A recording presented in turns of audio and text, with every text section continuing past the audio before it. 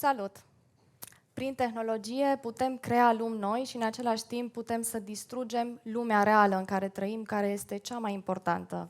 Ce vom face? Am fost întotdeauna fascinată de modul în care umanitatea poate să îmbrățișeze tehnologia și invers, pentru că tehnologia are nevoie de leadership conștient din partea noastră.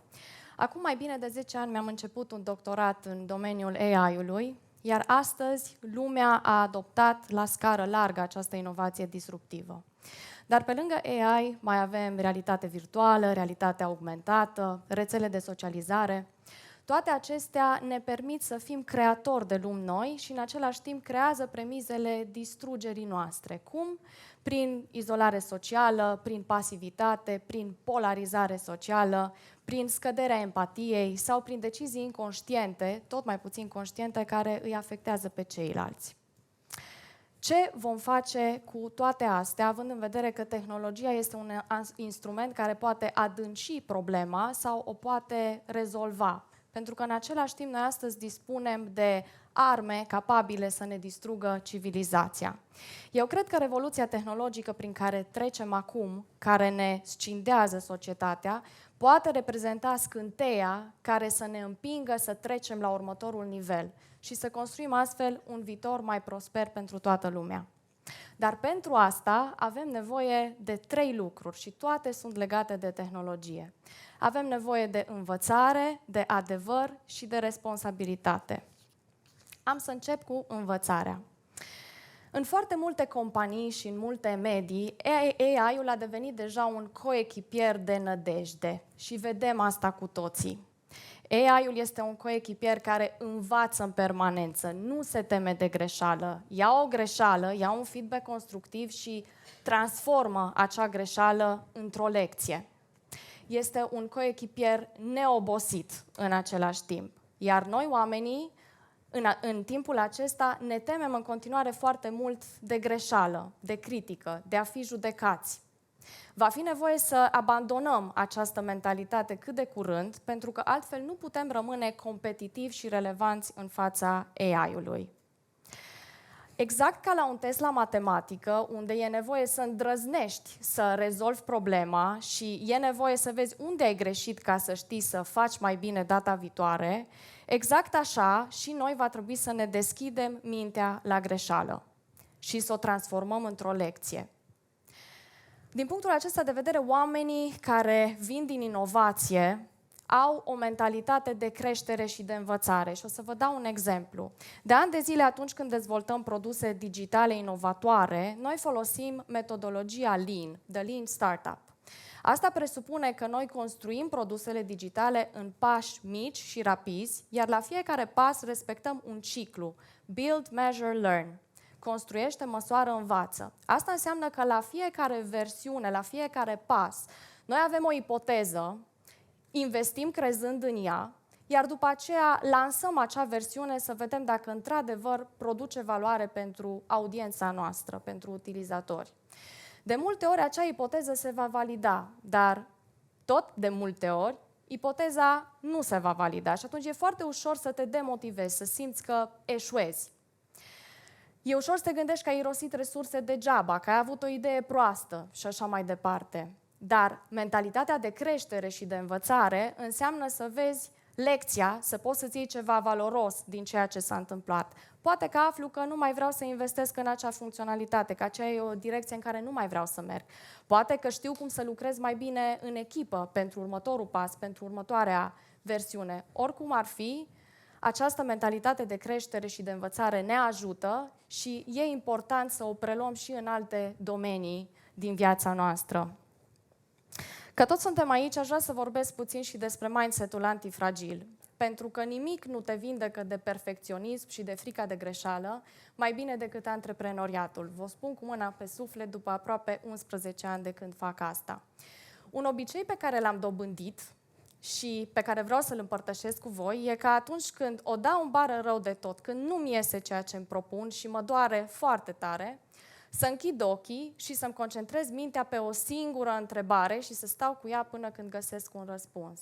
Ce pot să-mi iau util de aici? Și atunci când găsesc un singur răspuns, chiar dacă poate nu este cel final, deja totul se liniștește în mine și mintea mea se deschide înspre învățare. Și astfel îmi iau ceva valoros și voi face lucrurile altfel și mai bine data viitoare. Vă recomand și vouă să faceți acest exercițiu și poate se va transforma într-un obicei.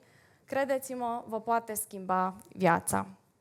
Greșeala și eșecul așadar sunt indispensabile învățării. Condiția este să învățăm din greșeli și să facem mai bine data viitoare folosind lecțiile pe care le-am dobândit. Am vorbit despre greșelile noastre, dar cum ne raportăm la greșelile altora? Pentru că și asta este foarte important. Este o vorbă care mie îmi place enorm. Criticilor nu li s-a făcut niciodată statuie. Haideți să fim mai constructivi și să-i sprijinim pe oamenii care îndrăznesc, care învață și care inevitabil fac și greșeli pe parcurs, dar își iau lecții de acolo. Să nu mai aruncăm cu atâta ură și cu atâta vină, ci să fim alături de ei, pentru că doar așa putem evolua împreună. Am vorbit despre învățare, e momentul să vorbim despre adevăr. Ca să ne putem înțelege între noi și să colaborăm, este nevoie să avem o înțelegere comună asupra ceea ce este adevărat și ceea ce nu este atunci când ne uităm la același lucru. Doar așa putem contracara fenomene periculoase cum este cel al fake news care ne poate scinda societatea iremediabil. Există o parabolă care mie îmi place foarte mult, cea a elefantului dintr-o încăpere întunecată, poate o știți. Cineva pune mâna pe piciorul său și spune, știu ce este o coloană. Altcineva îl trage de coadă și zice, ba nu, este o sfoară. E foarte tentant în acest scenariu să spunem, nimeni nu poate ști adevărul așa cum e, fiecare are partea lui de dreptate sau există mai multe realități. O afirmație foarte periculoasă de altfel. Adevărul este că în acea încăpere este un elefant și nu este un adevăr inaccesibil, pentru că prin răbdare și prin căutare, pipăind elefantul din toate direcțiile, tu poți să afli care este acel adevăr. E adevărat că nimeni nu e deținătorul adevărului absolut, gol-goluz, la orice moment din viața sa, pentru că avem unghiuri limitate din care privim lucrurile câteodată. Dar asta nu este o scuză să nu căutăm neobosit adevărul în permanență și să dezbatem curajos unii cu ceilalți perspectivele noastre pentru a putea ajunge la acel adevăr. Pentru că există perspective mai multe, într-adevăr, asupra adevărului, dar adevărul este unul singur. Adevărul, pentru ca noi să putem avea un viitor prosper împreună, trebuie să fie ceva care ne preocupă și ne interesează pe toți. Se spune că trăim într-o societate post-adevăr, deja. Eu cred că o astfel de societate nu poate supraviețui pe termen lung. De ce? Pentru că avem nevoie să ne înțelegem între noi, suntem interdependenți, supraviețuirea noastră depinde de supraviețuirea celorlalți și dispunem deja de instrumente prea puternice ca să riscăm să nu ne înțelegem între noi. Cu ce ne ajută aici lumea științelor exacte? Ei bine, oamenii din aceste domenii știu foarte bine că la o problemă există un răspuns corect, adevărul, și o infinitate de răspunsuri greșite. Lucru care este inconfortabil pentru mulți. Un inginer, așa cum sunt și eu, știe foarte bine că dacă vrea ca proiectul său să supraviețuiască, e nevoie să citească foarte clar realitatea de la care pornește și să-și o asume. Alminteri, construcția se va nărui, nu va trece testul realității. Sigur că vor fi anumiți factori pe care nu îi va putea înțelege și vedea din prima, dar e datoria sa să se apropie cât mai mult de acel adevăr. Spuneam că e dificil de acceptat pentru unii că există un singur răspuns corect. Pentru că asta înseamnă că nu mai poți să-ți spui acea afirmație reconfortantă, toată lumea are dreptatea lui, adevărul e undeva la mijloc și asta înseamnă că e riscul mai mare să greșești și să greșești, după cum am văzut, doare. Dar învățarea presupune să accepți greșelile, iar învățarea este de fapt căutarea adevărului. Și că toți suntem la adevăr, e neapărat să vorbim și despre gândirea critică. Asta este cea mai importantă competență pentru noi și pentru urmașii noștri. Pentru că noi vom fi liderii unor echipe în care vor coexista oameni cu agenți artificiali. Deja asta se întâmplă și noi va trebui să luăm rezultatele muncilor, să le integrăm, dar nu înainte de a le filtra și de a le corecta. Și apoi să ne asumăm responsabilitatea pentru acel rezultat final. Și uite, așa am vorbit despre învățare și despre adevăr și am ajuns la cel de-al treilea element, care este responsabilitatea. Acum și în viitor va fi nevoie mai mult ca oricând să ne pese nu doar de partea noastră, ci și de întreg. Ca antreprenor și ca părinte, înțelegi asta din prima zi. E nevoie ca cineva să umple golurile. Indiferent cine este de vină când ceva nu merge bine, e responsabilitatea ta într-un final să rezolvi problema. Pentru că tu ești cel care va suporta consecințele într-un final, atât pe cele bune cât și pe cele rele. Și vă invit să fim noi, acei oameni cărora ne pasă de întreg, de alții, de viitor, cei care îndrăznim să ieșim în afara ariei noastre de responsabilitate definite foarte strict, pentru a face fapte bune pentru societate, pentru ecosistem. Pentru că cei care fac astfel de fapte, neașteptând înapoi un beneficiu direct, sunt cei care vor fi răsplătiți înzecit. Și nu este vorba despre vreo gândire mistică, este vorba despre principiul acțiunii și reacțiunii și despre acel ripple effect care chiar există. Așadar, vreau să vă dau aici un exemplu, înainte să trecem mai departe, de cum se poate întâmpla acest lucru. De ani de zile eu susțin ecosistemul local de startup-uri, prin mentorat, prin investiții financiare, prin mai multe resurse. O fac pentru că este în acord cu valorile mele, dar o fac și pentru că sunt conștientă că dacă aceste startup-uri vor prospera, asta va pune Clujul pe hartă și automat companiile de software development, cum este și compania mea, vor beneficia din acest lucru. Deci chiar dacă niciodată nu voi semna probabil un acord comercial profitabil cu unul dintre aceste startup-uri, în continuare beneficiul se simte pentru mine și pentru ceilalți. Și asta presupune gândire sistemică și gândire pe termen lung, de care avem nevoie foarte mare cu toții în perioada următoare. Și mai cred că societatea are nevoie de ceva acum și o vedem cu toții cu ochiul liber. Societatea caută însetată leadership inspirațional. Dar nu are nevoie de orice fel de leadership inspirațional. Are nevoie de leadership inspirațional ancorat în adevăr și preocupat de binele comun. Haideți să fim noi acei lideri pentru ziua de mâine.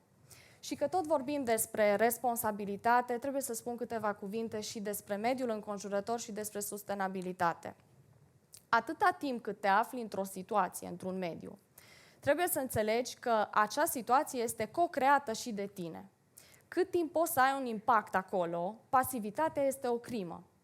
Și vă invit să mergem cu acest gând în toate situațiile în care suntem prezenți, inclusiv când vine vorba despre mediul înconjurător.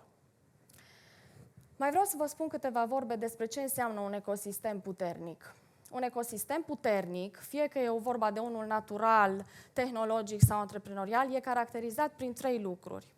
Competiție, asigurată prin învățarea continuă.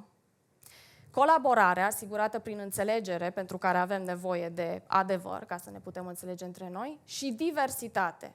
Nu știu dacă știți, dar ecosistemele naturale în care există foarte puține specii sunt vulnerabile la boli și mor mai repede.